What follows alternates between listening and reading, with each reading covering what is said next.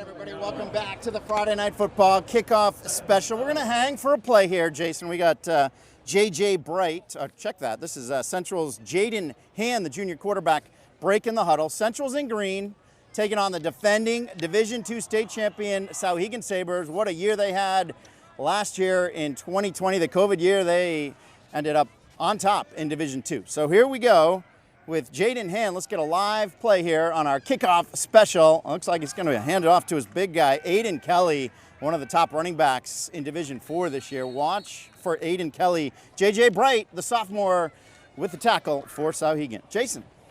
All right, Jamie, thanks. We'll have more from this game and then the following games tonight as the show rolls on. But one team that's quickly made some noise in Division I this since their move to Division I was, or is, the Windham Jaguars. And joining us now live is the head coach of the Jags. It's Jack Byrne. And Jack, you've only been head coach for a couple of years now, but how are things progressing so far? Yeah, we're in our third year with the new coaching setup, and it's going great. I mean, we're up over 90 kids this year, and the culture was so well established from our former staff, and our kids just keep rolling as far as the hard work in the off season, and just really holding themselves to a high standard on the field, off the field.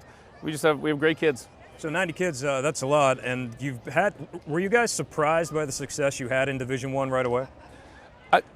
If you ask those kids that were seniors that year, no, they were ready to roll. I mean, I think there were some guys that were ready for that a couple years leading into it, and the attitude of those guys with how hard they worked and how talented they were, it wasn't too surprising. But obviously that we're always proud of them. I mean, the opponents that we started to see were incredible. So to get some of those wins early were great, and yeah, now the standards are up high, and that's what we expect every year.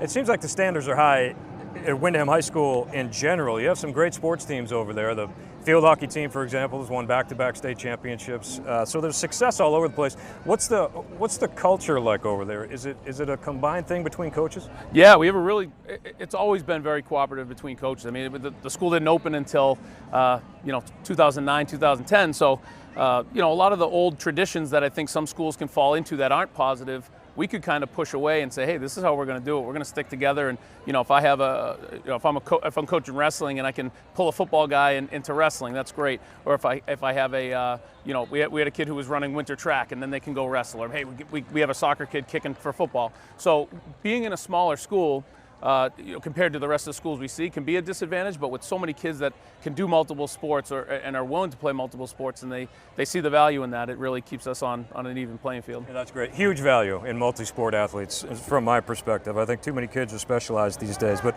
talk about this year's team in general. What are your strengths? You're a week away from the start of the season, so you got to be ready to go. Yeah, I mean, as far as strengths, I think the Windham prototype is like a 5'10", 170 speedster that works real hard, and we get about 50 of them, and then we get a couple kids a little bigger, a couple kids a little smaller, and I think our strength is going to be as games go on. I think our conditioning is always good because of playing multiple sports, and really just being taught to not give up and always stay in the game and do the best you can.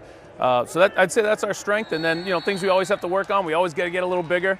So we've had the peanut butter and jelly bar outside the weight room, and trying to get the chocolate milks rolling, and getting some extra sandwiches in some of the small guys. But yeah, we're getting there.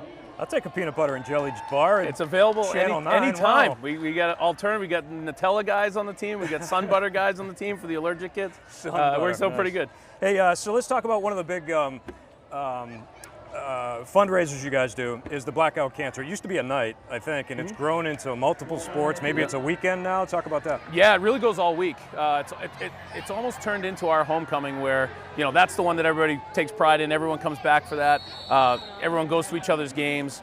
So yeah, it's really a week-long event. It used to be one night, and it started with selling like little wristbands, and now it's turned into a really big event that's just gets more and more positive every year with the bigger it gets. That is awesome. That's awesome. Well, thanks for taking the time coming out and good luck next week and the season in general. Good Thank luck you. to the And Jaguars. good luck to you on your new ventures at MUR. I appreciate that. We'll miss you. Call me anytime. Yeah, I appreciate it. It's been, I'll miss the relationships and the coaches and athletic directors and stuff like that, but I appreciate all you guys, and good luck this year. We appreciate We'll see you around. Thank you very much. All right, Jack Byrne, head coach of the Windham Jaguars. All right, one of the teams that Coach Byrne and the Jaguars will have to deal with in the South Conference are the Londonderry Lancers.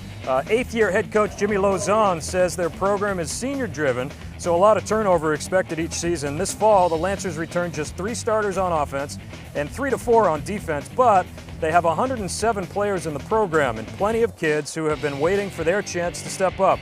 So despite the lack of experience, the coaching staff is excited about the senior group that they have. The expectation is to continue going in the right direction, continue building the right culture and program, and having the kids represent us correctly. And wins and losses will come if we do everything that we're supposed to be doing on and off the field. Our group's been playing together for a while, and we actually have a really good relationship with all the younger kids. So seeing it come together in the last week or so in doubles has been really great. I think everybody's got along, and everybody has a really good respect for each other, and it's going to end up being a really great year. I feel like every team's got the goal to make it the state championship, so that's definitely ours. But we definitely have the talent to do it. It's just putting the pieces together.